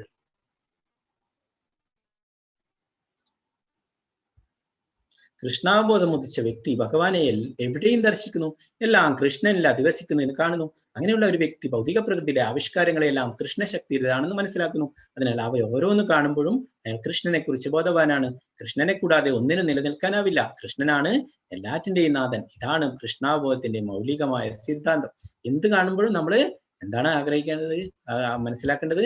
ഇതൊക്കെ ഭഗവാന്റേതാണ് അല്ലെ. നമ്മളെ വീട്ടിൽ കുറെ പൂക്കൾ വിരിഞ്ഞിട്ടുണ്ടാവും, കുറെ ഫ്രൂട്ട്സ് ഒക്കെ ഉണ്ടായിട്ടുണ്ടാവും. അതൊക്കെ കാണുമ്പോൾ ഇതൊക്കെ ആരാണ്? ഭഗവാന്റെ സൃഷ്ടിയാണ് അല്ലെ. ഭഗവാൻ പറയുന്നു എന്റെ ആ തേജസ്സിന്റെ ഒരു കണികയുടെ ഒരു അംശം കൊണ്ടാണ് ഈ പ്രപഞ്ചത്തെ മുഴുവൻ നിലനിർത്തി പോരുന്നത് എന്ന് പറയുന്നു. അപ്പൊ ഈ ഇവിടെയുള്ള തേജസ്സിട്ട എല്ലാം എന്താണ്? ഭഗവാനിൽ നിന്ന് ഉണ്ടായിട്ടുള്ളതാണ് അല്ലെ. ഭഗവാന്റെ ആ തേജസ്സിന്റെ ഒരു കണികയിൽ നിന്ന് ഉണ്ടായിട്ടുള്ളതാണ്. അപ്പൊ അതൊക്കെ എല്ലാം കാണുമ്പോഴും നമ്മള് ഇതിന്റെയൊക്കെ സൃഷ്ടി ചെയ്തിട്ടുള്ളത് ആരാണ്? ഭഗവാനാണെന്ന് നമുക്ക് ഓർക്കാൻ സാധിക്കണം. ബ്രഹ്മസംഹിതയിൽ ബ്രഹ്മാവ് പറയുന്നു എന്താണ്? നമുക്ക് ഭഗവാനെ എങ്ങനെയാണ് കാണാൻ സാധിക്കുന്നത്? പ്രേമാഞ്ചന ചുരിത ഭക്തി വിലോചനേന സന്ത സദൈവ ഹൃദയേഷു വിലോകയന്തി യം ശ്യാമ സുന്ദരമചിന്യ ഗുണസ്വരൂപം ഗോവിന്ദമാദി പുരുഷം തമഹം ഭജാമി. ഭക്തന്റെ പ്രേമാഞ്ചനം എഴുതിയ കണ്ണുകൾക്ക് എപ്പോഴും ദൃശ്യനായിട്ടുള്ള അതിപുരുഷനായ ഗോവിന്ദനെ ഞാൻ ഭജിക്കുന്നു. ഭക്ത ഹൃദയത്തിലത്രേ തന്റെ ശാശ്വതമായ ശ്യാമസുന്ദര രൂപത്തിൽ വാഴുന്നത്. എന്താണ്? നമ്മള് പ്രേമത്തിന്റെ അഞ്ജനം എഴുതിയ കണ്ണുകൾ കൊണ്ടാണ് അല്ലെ. നമ്മൾ എഴുതുന്ന കൺമഷിയൊക്കെ എന്താണ്? ഇതൊക്കെ ഒരു കമ്പനി അല്ലെ, ഐടെക്സ് ഡാസ്ലർ എന്നൊക്കെ പറഞ്ഞിട്ടല്ലേ. അതല്ല വേണ്ടത്. എന്തിന്റെയാണ്? പ്രേമത്തിന്റെ അഞ്ജനം എഴുതിയ കണ്ണുകൾ കൊണ്ട്. കൃഷ്ണപ്രേമം അല്ലെ. ഭഗവാനുമായിട്ട് നമ്മൾ എങ്ങനെയാണ് പ്രേമത്തിലാവുക? നമ്മൾ ഭഗവാന്റെ തിരുനാമം നിരന്തരം ജപിക്കുക. ഭഗവാൻ എന്താണ്? നമ്മൾ എന്തെങ്കിലും ഇഷ്ടപ്പെട്ടതൊക്കെ ഭഗവാൻ ഇഷ്ടപ്പെട്ടതൊക്കെ നിവേദിക്കുക അല്ലെ. ഭഗവാൻ ഏറ്റവും ഇഷ്ടമുള്ളത് എന്താണ്? വെണ്ണ അല്ലെ. ആ വെണ്ണ നമുക്ക് ആ വെണ്ണ അത് ഒരു തുളസി അലിയിട്ടിട്ട് ഭഗവാനെ നിവേദിക്കാം. അപ്പൊ അങ്ങനെ ഭഗവാന് പ്രിയപ്പെട്ടതൊക്കെ നമ്മൾ കൊടുക്കുക. ഭഗവാന്റെ തിരുനാമം എപ്പോഴും ജപിക്കുക. അങ്ങനെയാകുമ്പോൾ നമ്മളും ഭഗവാനുമായിട്ട് ആ കൃഷ്ണപ്രേമം നമുക്ക് ലഭിക്കുന്നു, പ്രേമബന്ധത്തിൽ ഏർപ്പെടുന്നു അല്ലെ. അങ്ങനെയുള്ള കണ്ണുകൾക്ക് ഭഗവാൻ എപ്പോഴും ദൃശ്യനാണെന്ന് പറയുന്നു. അപ്പോ ഭക്തരുടെ ഹൃദയത്തില് ഭഗവാൻ ശാശ്വതമായ ശ്യാമസുന്ദര രൂപത്തിൽ വാഴുന്നു എന്ന് പറയുന്നു അല്ലെ. എല്ലാവരുടെ ഹൃദയത്തിലും ഭഗവാൻ പരമാത്മാവായിട്ടുണ്ട് അല്ലെ. എന്നാല് ആ ഭഗവാന്റെ പ്രിയ ഭക്തന്മാരുടെ ഹൃദയത്തിൽ ഭഗവാൻ എങ്ങനെയുള്ള ശ്യാമസുന്ദര രൂപത്തിലാണെന്ന് ബ്രഹ്മാവിയുടെ പറയുന്നു. അപ്പൊ നമുക്കറിയാം നമ്മള് ഗുരുവായൂരപ്പന്റെ പ്രിയ ഭക്തന്മാരുള്ള ക്രൂരമ്മ അല്ലെ, പൂന്താനം, എന്താണ് വില്ലമംഗലം സ്വാമി, മഞ്ജുള, അങ്ങനെയുള്ള ഭഗവാന്റെ പ്രിയ ഭക്തന്മാർക്കൊക്കെ ഭഗവാൻ എപ്പോഴും എന്താണ്? ദൃശ്യനാണ് അല്ലെ. എന്താണ്? യോഗികളൊക്കെ 10,000-കണക്കിന് വർഷങ്ങള് തപസ് ചെയ്യുന്നു ഭഗവാന്റെ ഒരു ദർശനത്തിനായിട്ട്. എന്നാല് ആ എന്താണ്? പൂന്താനത്തിന്റെ കൂടെയൊക്കെ ഭഗവാൻ എപ്പോഴും കളിക്കുന്നു. ക്രൂരമ്മയുടെ കൂടെ എപ്പോഴും കളിക്കുന്നു അല്ലെ. ക്രൂരമ്മ വികൃതി കൂടുതലായിട്ട് കലത്തിൽ അടച്ചു വെക്കുന്നു. ഭഗവാൻ എപ്പോഴും അവരുടെ കൂടെ ഉണ്ട് അല്ലെ. എന്താണ് കാരണം? അവരെപ്പോഴും ഭഗവാനെ കുറിച്ച് കീർത്തിക്കുന്നു, ഭഗവാനെ കുറിച്ച് സ്മരിച്ചുകൊണ്ടേയിരിക്കുന്നു, ഭഗവാന്റെ തിരുനാമം ജപിച്ചുകൊണ്ടിരിക്കുന്നു അല്ലെ. അതുകൊണ്ട് തന്നെ ഭഗവാൻ എപ്പോഴും അവരുടെ കൂടെ ഉണ്ട്. അപ്പൊ നമ്മുടെ കൂടെ ഉണ്ടാവും. എന്താണ് വേണ്ടത്? നമ്മൾ എപ്പോഴും ഭഗവാന്റെ തിരുനാമം ജപിക്കുകയാണ്. തീർച്ചയായിട്ടും ഭഗവാൻ നമ്മുടെ കൂടെ ഉണ്ടാവും. നിങ്ങൾ നിരന്തരം നാമം ജപിച്ചുകൊണ്ടിരിക്കുമ്പോൾ നിങ്ങൾക്ക് അനുഭവത്തിൽ തന്നെ അതൊക്കെ മനസ്സിലാവും. ഇതൊക്കെ സ്വന്തം അനുഭവത്തിലൂടെ ആകുമ്പോൾ നിങ്ങൾക്ക് മനസ്സിലാകും. നമ്മൾ പറഞ്ഞു തരുമ്പോൾ അത് നമുക്ക് അത്ര വിശ്വാസം വരില്ല. എന്നാൽ നമ്മൾ ജപിച്ചു നോക്കും. അങ്ങനെ ജപിച്ചാകുമ്പോൾ നമുക്ക് പല അനുഭവങ്ങളും ഉണ്ടാവും. അപ്പോഴും നിങ്ങൾ പറയും ഇതൊക്കെ സത്യം തന്നെയാണ്. ചഞ്ചലം ഹി മന കൃഷ്ണ പ്രമാദി ബലവദൃഢം തസ്യാഹം നിഗ്രഹം മന്യേ വായോരിവാസു ദുഷ്കരം. 34-ാമത്തെ ശ്ലോകം ഇത് എന്താണ് ഇതിൽ പറയുന്നു അർജുനൻ എന്താണ്? മനസ്സ് ചഞ്ചലമാണ്, പ്രക്ഷുബ്ധമാണ്, വഴങ്ങാത്തതും ബലമേറിയതുമാണ് കൃഷ്ണ. അതിനെ നിയന്ത്രിക്കാൻ കാറ്റിനെ പിടിച്ചു നിർത്തുന്നതിനേക്കാൾ പ്രയാസമുണ്ടെന്ന് എനിക്ക് തോന്നുന്നു. അപ്പോ എന്താണ് ഈ ധ്യാനയോഗത്തിൽ കുറെ കാര്യങ്ങൾ പറഞ്ഞു കൊടുക്കുന്നുണ്ട് അല്ലെ. അപ്പൊ അതൊക്കെ കേട്ടിട്ടാണ് പറയുന്നത്. എന്താണ് മനസ്സിനെ നിയന്ത്രിക്കുക എന്ന് പറയുന്നത് വളരെ പ്രയാസം പിടിച്ചതാണെന്ന് പറയുന്നത് അല്ലെ. കാറ്റിനൊക്കെ അർജുനന് വേണ്ടിയിട്ട് നിയന്ത്രിക്കാൻ അർജുനന് കുറെ അസ്ത്രവിദ്യയിൽ കുറെ വരങ്ങളൊക്കെ ലഭിച്ചിട്ടുണ്ട് അല്ലെ. അപ്പൊ അസ്ത്രങ്ങൾ കൊണ്ട് പലതും ചെയ്യാൻ സാധിക്കും. കാറ്റിനെ തന്നെ ചിലപ്പോഴും നിയന്ത്രിക്കാൻ സാധിക്കും. എന്നാൽ അതിലും പ്രയാസമാണ് സ്വന്തം മനസ്സിനെ നിയന്ത്രിക്കുക എന്നത്. അർജുനൻ തന്നെ ഇവിടെ പറയുന്നല്ലേ. അർജുനൻ അങ്ങനെ പറയുകയാണെങ്കിൽ സാധാരണ ജനങ്ങൾക്ക് എങ്ങനെ സാധിക്കും അല്ലെ? അവരുടെ മനസ്സ് വേറെ എവിടെയെങ്കിലും ഒക്കെ പോവും. എന്താണ് ധ്യാനത്തില് ശരീരം അവിടെ ധ്യാനത്തിലുണ്ടാകുന്നു, മനസ്സ് പല സ്ഥലത്തും സഞ്ചരിക്കും അല്ലെ. അത് അങ്ങനെയാണ്. മനസ്സിനെ കുറിച്ച് നമ്മുടെ ആചാര്യന്മാർ പറയുന്നു അതൊരു കുരങ്ങിനെ പോലെയാണെന്ന് പറയും. കുരങ്ങിന് എന്താ പ്രത്യേകത? കുരങ്ങ് ഒരു മരത്തിൽ നിന്ന് ഒരു കൊമ്പിൽ നിന്ന് വേറൊരു കൊമ്പിലേക്ക് എപ്പോഴും ചാടിക്കൊണ്ടേയിരിക്കും അല്ലെ. ഒരു സ്ഥലത്തും അനങ്ങാതിരിക്കില്ല. അത് വൃന്ദാവനത്തിലൊക്കെ പോയവർക്കൊക്കെ കാണാൻ സാധിക്കും. വൃന്ദാവനത്തിലൊക്കെ എന്താണ് നമ്മളൊക്കെ പോയി കഴിഞ്ഞാല് ആ കുരങ്ങിന് എന്താണ് നമ്മുടെ കയ്യിലുള്ളത് അത് കുരങ്ങ് തട്ടിപ്പറിച്ചു കൊണ്ടുപോകും.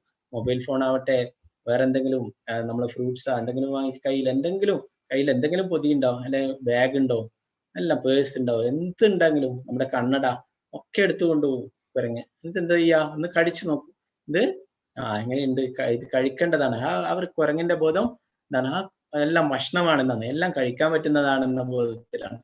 അപ്പൊ എല്ലാം എടുത്തിട്ട് ആദ്യം കഴിച്ചു നോക്കും, എന്നിട്ട് പിന്നീട് അത് കളയും. അപ്പൊ എന്താണ്? ഒരു നിമിഷം പോലും ഒരു കൊമ്പില് അനങ്ങാതിരിക്കില്ല, അത് ഇങ്ങനെ ചാടിക്കൊണ്ടേയിരിക്കും. അതുപോലെയാണ് നമ്മുടെ മനസ്സെന്ന് പറയുന്നത്. ആ കുരങ്ങിനെ തന്നെ ഒരു എന്താണ് കുറച്ച് മദ്യം കൊടുത്തു കഴിഞ്ഞാലോ അത് കൂടുതൽ അക്രമകാരിയാവും അല്ലെ. അപ്പൊ അതിനെ ഒരു തേള് കൂടി കടിച്ചാലോ അത് കൂടുതൽ ഭയാനകമാവും അല്ലെ, അത്രയും അക്രമകാരിയാവും. അതുപോലെയാണ് നമ്മുടെ മനസ്സെന്നാ പറയാ. അതിന് നിയന്ത്രിക്കല് വളരെ പ്രയാസം പിടിച്ചതാണെന്ന് പറയുന്നു. എന്നാ ഭഗവാൻ ഇവിടെ പറയുന്നു, ശ്രീ ഭഗവാനുവാച അസംശയം മഹാബാഹോ മനോ ദുർനിഗ്രഹം ചലം അഭ്യാസേന തു കൗന്ദേയ വൈരാഗ്യേണ ച ഗൃഹ്യതേ. ശ്രീ ഭഗവാൻ പറഞ്ഞു, മഹാബാഹുവായ കുന്തിപുത്ര, അസ്ഥിരമായ മനസ്സിനെ അടക്കുക എന്നത് തീർച്ചയായും ദുഷ്കരമാണ്. എന്നാൽ യുക്തമായ പരിശീലനം കൊണ്ടും നിസ്സംഗത കൊണ്ടും അത് സാധിക്കാവുന്നതാണ്. അപ്പോ ഭഗവാനോട് പറയുന്നു അത് ശരി തന്നെയാണ്. അർജുനൻ പറയുന്നത് ശരി തന്നെയാണ്. അസ്ഥിരമായ മനസ്സിനെ അടക്കുക എന്നത് ദുഷ്കരം തന്നെയാണ് തീർച്ചയായിട്ടും. എന്നാലോ യുക്തമായ പരിശീലനം കൊണ്ടും നിസ്സംഗത കൊണ്ടും അത് സാധിക്കാവുന്നതാണെന്ന് പറയുന്നു. അപ്പോ നമുക്കറിയാം അല്ലെ, നമുക്ക് എന്താണ് മനസ്സിനെ നിയന്ത്രിക്കല് വളരെ പ്രയാസം പിടിച്ചതാ. അപ്പൊ നമ്മൾ എന്താണ് വേണ്ടത്? നിരന്തരം പരിശീലനം അല്ലെ. അതാണ് ഈ കൃഷ്ണാബോധം എന്ന് പറയുന്നത്. നിരന്തരം മനസ്സിനെ നിയന്ത്രിക്കാൻ വേണ്ടിയിട്ട് ഭഗവാന്റെ തിരുനാമം ജപിക്കുക. അതാണ് ഈ കലിയുഗത്തില് പറഞ്ഞിട്ടുള്ളത്. യോഗിനാമഭി സർവേഷാം മദ്ഗതേനാന്തരാത്മന ശ്രദ്ധാവാൻ ഭജതേ യോ മാം സമേയുക്ത തമോ മദഃ.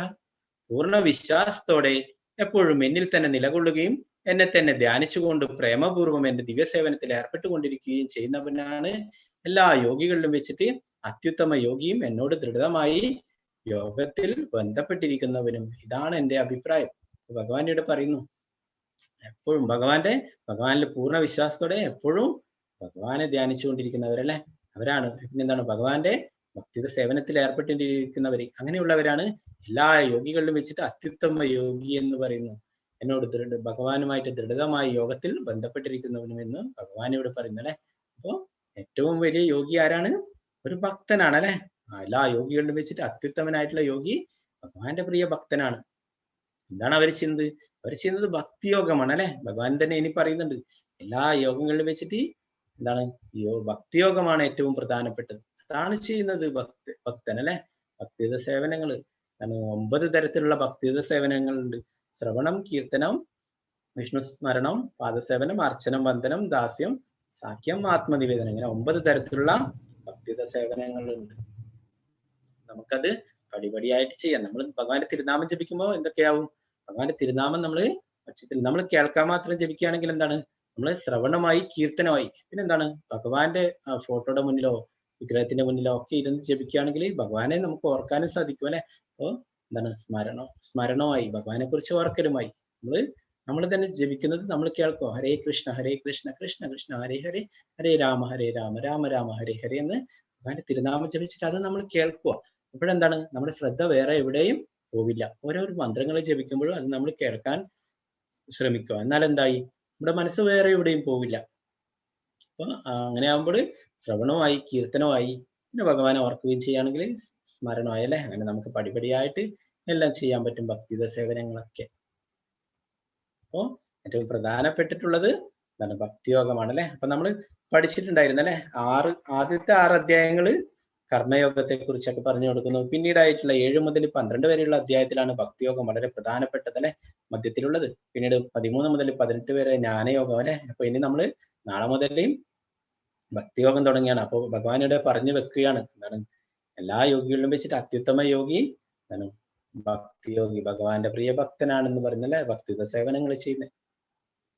ഓരോ നമ്മൾ പഠിച്ചല്ലേ, ഓരോരോ യുഗത്തിലും ഓരോ യുഗധർമ്മങ്ങൾ പറഞ്ഞിട്ടുണ്ടല്ലേ. സത്യയുഗത്തില് ധ്യാനം പറഞ്ഞിട്ടുണ്ടായിരുന്നു, അക്കാലത്ത് ലക്ഷക്കണക്കിന് വർഷങ്ങള് ആയുസുണ്ടായിരുന്നു. ത്രേതായുഗത്തിൽ യജ്ഞങ്ങൾ പറഞ്ഞിട്ടുണ്ടായിരുന്നു, ആ സമയത്ത് 10,000കണക്കിന് വർഷങ്ങൾ മനുഷ്യർക്ക് ആയുസുണ്ടായിരുന്നു. ദ്വാപരയുഗത്തിൽ വിഗ്രഹാരാധന നടത്തിയിരുന്നു, അപ്പോഴും 1000കണക്കിന് വർഷങ്ങൾ ആയുസുണ്ടായിരുന്നു.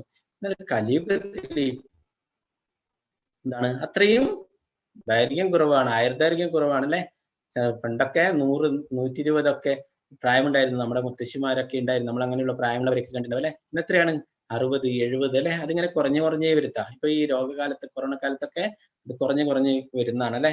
ഇത്രയാണെന്ന് പറയാൻ പറ്റൂല അല്ലെ. പരീക്ഷിത് മഹാരാജാവിനെ ആ തക്ഷകൻ കടിച്ചിട്ട് 7 ദിവസം ഉണ്ടായിരുന്നു എന്ന് പറഞ്ഞു അല്ലെ. നമുക്കൊന്നും അടുത്ത നിമിഷം നമ്മൾ ഉണ്ടോന്ന് നമുക്കറിയില്ല അല്ലെ. ഏത് നിമിഷം വരും അല്ലെ. എന്താണ് പറയുന്നത്, യമസ്യ കരുണാനാസ്തി കർത്തവ്യം ഹരികീർത്തനം. ഭഗവാന്റെ തിരുനാമം ജപിക്കാനാ പറയുന്നത്, അതാണ് നമ്മുടെ കർത്തവ്യം.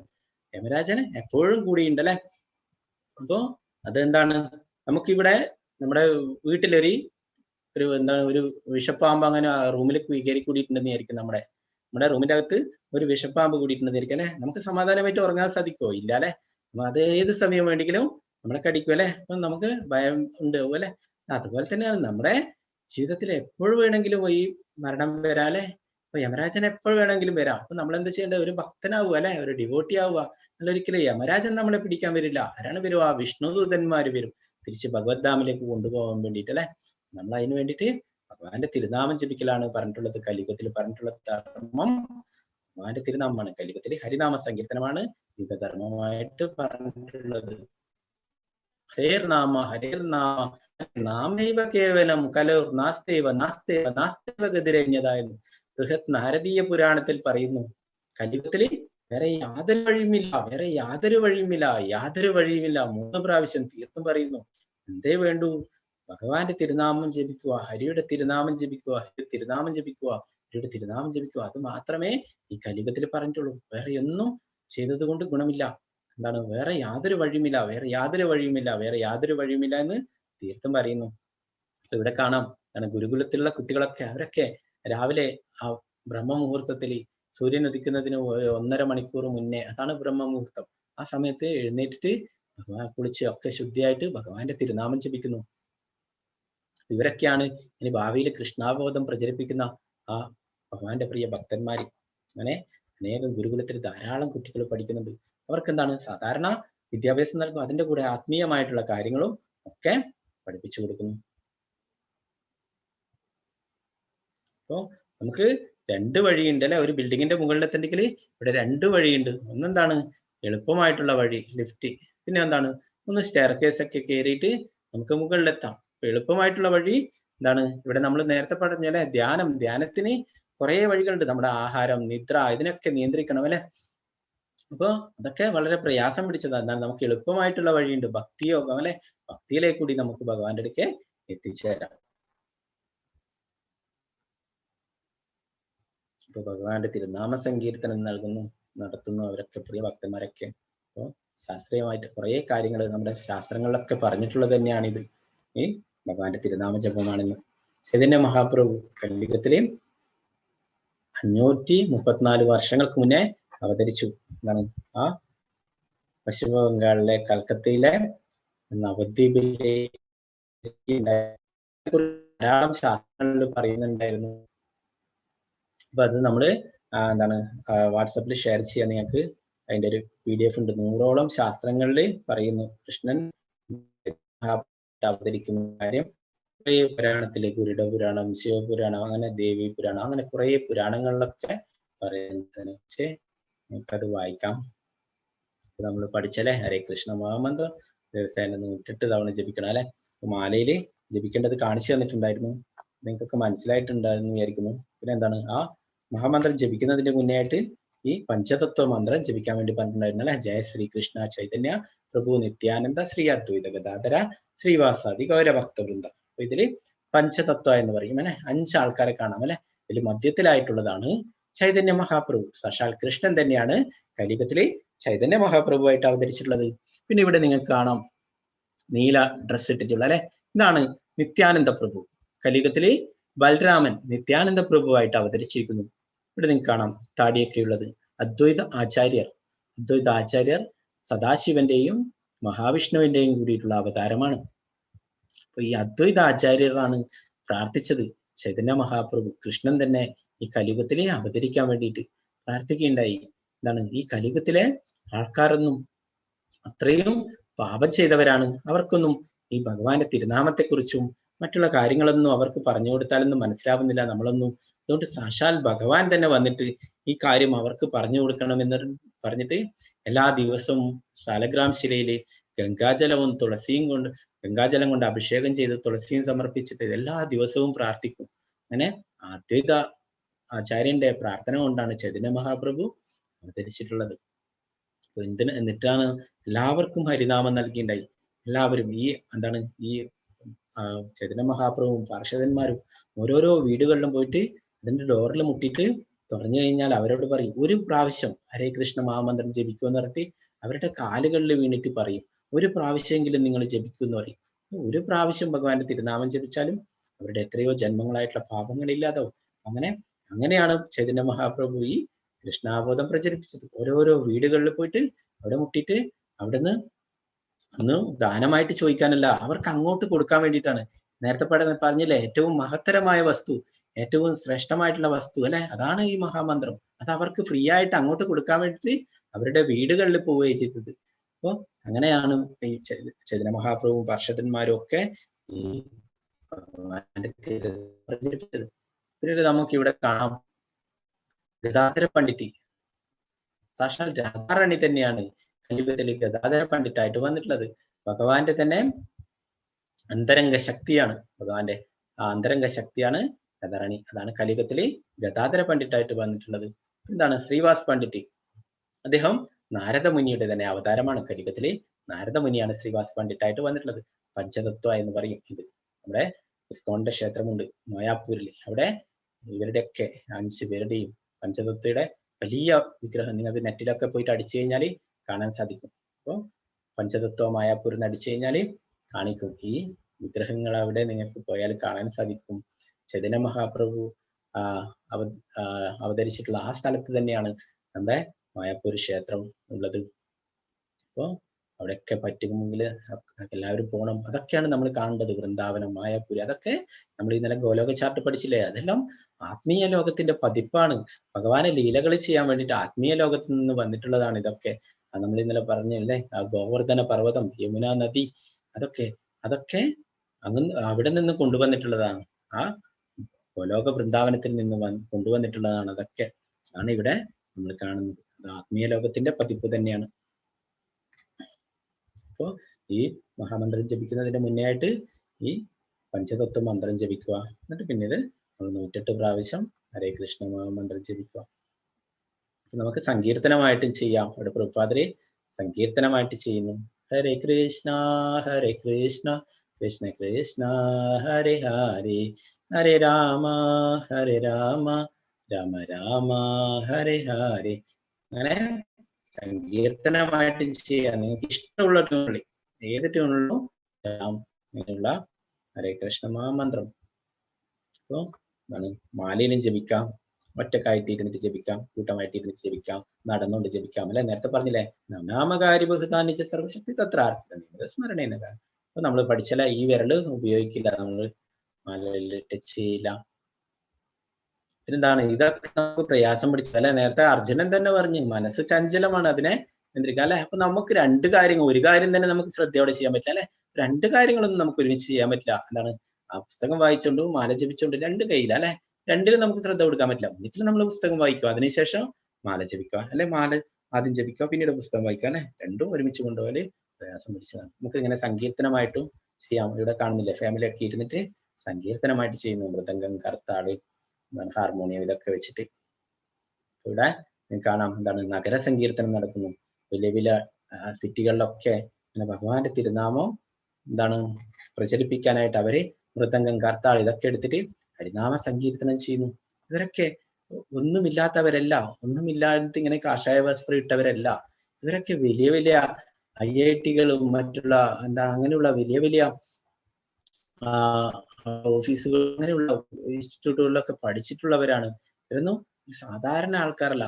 നമ്മുടെ നാമനിഷ്ഠദാസ് പ്രഭുജി, നമ്മുടെ ടെമ്പിൾ പ്രസിഡന്റ് നാമനിഷ്ഠദാസ് പ്രഭുജി, അദ്ദേഹം IIT കാൺപൂരിൽ നിന്നും പഠിച്ചിട്ടുള്ളതാണ്. അദ്ദേഹം ഇൻഫോസിസിൽ ഒരു വലിയ ഉദ്യോഗസ്ഥനായിരുന്നു. അദ്ദേഹം എന്നിട്ട് വിചാരിച്ചു എന്താണ് ഇതിനെക്കുറിച്ച്, ഭാഗവതത്തെക്കുറിച്ച്, ഭഗവത്ഗീതയൊക്കെ മനസ്സിലാക്കിയിട്ട് അദ്ദേഹം വിചാരിച്ചു ഏറ്റവും വലിയ സേവനം ഇത് ഭക്തിയുത സേവനമാണ്. അദ്ദേഹത്തിന്റെ ഇതുകൊണ്ടാണ് എത്രയോ ആൾക്കാർക്ക്, ലക്ഷക്കണക്കിന് ആൾക്കാർക്ക് ഈ ഭഗവത്ഗീത ഈ കൊറോണ കാലത്തില് എന്താണ് 1 വർഷത്തിലധികമായിട്ട് നടത്തുന്നു. ഇപ്പൊ 16 ബാച്ച് കഴിഞ്ഞു, 17ാമത്തെ ബാച്ച് നടത്തുന്നു. അപ്പൊ പ്രഭുവാണ് ഇതിന് നേതൃത്വം നൽകുന്നത്. അപ്പോ എന്താണ് പ്രഭു ആദ്യകാലത്ത് വന്നപ്പോൾ അച്ഛനും അമ്മക്കൊന്നും അത്ര കണ്ടിട്ട് എന്നാൽ പിന്നീട് അവർക്ക് മനസ്സിലായി തന്റെ മകൻ തെരഞ്ഞെടുത്തത് യഥാർത്ഥ വഴി തന്നെയാണ്.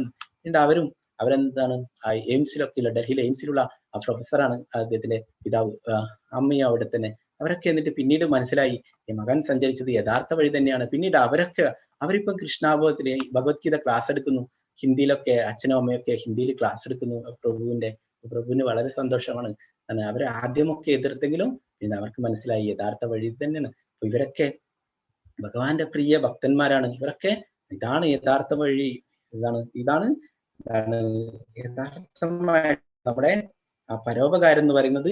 അതാണ് ചൈതന്യ മഹാപ്രഭു, കൃഷ്ണൻ തന്നെ ചൈതന്യ മഹാപ്രഭുവായിട്ട് വന്നിട്ട് പറയുന്നു, ഭാരതഭൂമിയിലെ ഹൈല മനുഷ്യ ജന്മയാര സർവ ജന്മസാർത്ഥകരി കരോ പരോപകാര, ജന്മസാർത്ഥകരി കരോ പരോപകാര. നമ്മള് ഭാരതഭൂമിയിൽ ജനിച്ച ഓരോരോ ആൾക്കാരുടെയും യഥാർത്ഥ ജന്മ ഉദ്ദേശം എന്ന് പറയുന്നത് എന്താണ്? അവര് സ്വയം ഈ ആത്മീയമായിട്ടുള്ള വഴി തിരഞ്ഞെടുത്ത് പരമസത്യത്തെ കുറിച്ച് മനസ്സിലാക്കുക. നമ്മള് ആത്മാവാണ്, ഭഗവാന്റെ അംശമാണ്, അതൊക്കെ മനസ്സിലാക്കിയിട്ട് മറ്റുള്ളവർക്കും ഈ സന്ദേശം പറഞ്ഞു കൊടുക്കുക. അവരൊക്കെ കൃഷ്ണാബോധവാന്മാരാക്കുക. അവർക്കൊക്കെ ആത്മീയമായിട്ടുള്ള അറിവ് പകർന്നു കൊടുക്കുക. അതാണ് പരോപകാരം എന്ന് പറയുന്നത്, യഥാർത്ഥമായിട്ടുള്ള പരോപകാരം അല്ലെ. നമ്മൾ പഠിച്ചു, കുറെ ദാനങ്ങളെ കുറിച്ച് അറിയാം. അന്നദാനം, വസ്ത്രദാനം അല്ലെ, പല ദാനങ്ങളുണ്ട്. അതൊക്കെ ചെയ്യാം. അന്നദാനം ചെയ്തു കഴിഞ്ഞാൽ അവർക്കൊരു 3-4 മണിക്കൂർ കഴിയുമ്പോൾ വീണ്ടും വിശക്കും അല്ലെ, വീണ്ടും ഭക്ഷണം വേണം. വസ്ത്രങ്ങൾ ദാനം ചെയ്തു കഴിഞ്ഞാൽ അതും കുറച്ചു കാലം കഴിയുമ്പോൾ മോശമാവും അല്ലെ, പിന്നെ വീണ്ടും വേണം. പണം നൽകുക, അങ്ങനെ അത് തീരുമ്പോൾ വീണ്ടും വേണം അല്ലെ, എല്ലാം വേണം. എന്നാൽ ഈ ആത്മീയമായിട്ടുള്ള ജ്ഞാനം ലഭിച്ചിട്ട് നമ്മൾ ആത്മാവാണ്, നമ്മള് ഭഗവാന്റെ അംശമാണ്, നമ്മുടെ യഥാർത്ഥമായിട്ടുള്ള ലക്ഷ്യം ഭഗവത്ധാമിലേക്ക് തിരിച്ചു പോവുകയാണ് എന്നൊക്കെ അറിഞ്ഞു കഴിഞ്ഞാൽ ആത്മീയമായിട്ടുള്ള ലോകത്തിലേക്ക് പിറക്കേണ്ടി വരില്ല അല്ലെ. അതാണ് ശാശ്വതമായിട്ടുള്ള പരിഹാരം. നമ്മൾ തൽക്കാലത്തേക്ക് എന്തെങ്കിലും അവർക്ക് സഹായം നൽകിയാൽ വീണ്ടും അവര് വീണ്ടും ജന്മമെടുക്കും, വീണ്ടും ഇതുപോലെ വിഷമങ്ങൾ സഹിക്കും അല്ലെ.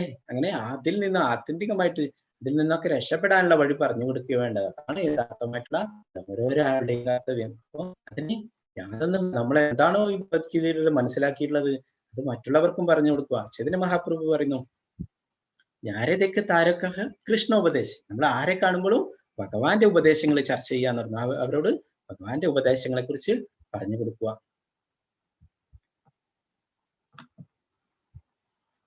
ഇവിടെ കാണാം, അവരൊക്കെ ഹരിനാമ സങ്കീർത്തനം ചെയ്തിട്ട് നൃത്തം ചെയ്യുന്നു. ഹരേ കൃഷ്ണ മഹാമന്ത്രത്തിനൊന്നിച്ച് നൃത്തം ചെയ്യുന്നു. ഇതൊന്നും ഫോട്ടോന് പോസ് ചെയ്തല്ല. ഇവരൊക്കെ അതിൽ ആനന്ദം കൊള്ളുന്ന, അതാണ് യഥാർത്ഥമായിട്ടുള്ള ആനന്ദം. ഭഗവാന്റെ തിരുനാമം ജപിക്കുമ്പോൾ കിട്ടുന്ന, നൃത്തം ചെയ്യുമ്പോൾ കിട്ടുന്ന, അതാണ് യഥാർത്ഥമായിട്ടുള്ള ആനന്ദം. ഇത്രയുമാണ് ഇന്നത്തെ അധ്യായത്തിലുള്ളത്. ഹരേ കൃഷ്ണ കൃഷ്ണ കൃഷ്ണ ഹരേ ഹരേ, ഹരേ രാമ രാമ രാമ ഹരേ ഹരേ.